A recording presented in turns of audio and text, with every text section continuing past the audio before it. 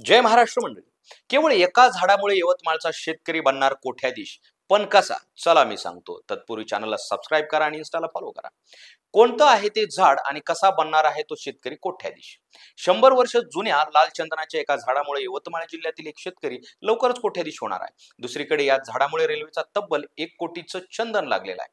सध्या ही रक्कम न्यायालयाच्या आदेशानुसार जमा करण्यात आलेली असून संबंधित चंदनाच्या झाडाचे मूल्यांकन केले जात आहे. वर्धा यवतमाळ नांदेड रेल्वे प्रकल्पासाठी यवतमाळ जिल्ह्यातील खर्शी तालुका पुसद गावातील शेतकऱ्याची जमीन संपादित करण्यात आलेली आहे. शेतकऱ्याला जमिनीचा मोबदला मिळाला, परंतु लाल चंदनाच्या वृक्षाचा मोबदला मिळाला नसल्याने त्याने उच्च न्यायालयात धाव घेतलेली आहे. केशव शिंदे असे या याचिकाकर्त्या शेतकऱ्याचं नाव आहे.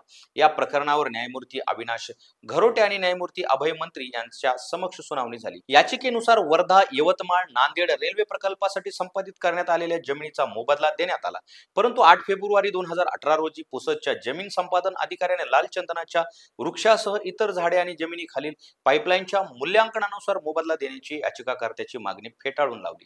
त्यानंतर याचिकाकर्त्याने यवतमाळच्या जिल्हाधिकाऱ्यांकडेही अर्ज सादर केला, परंतु मोबदला मिळाला नसल्याने याचिकाकर्त्याने उच्च न्यायालयात याचिका दाखल केली.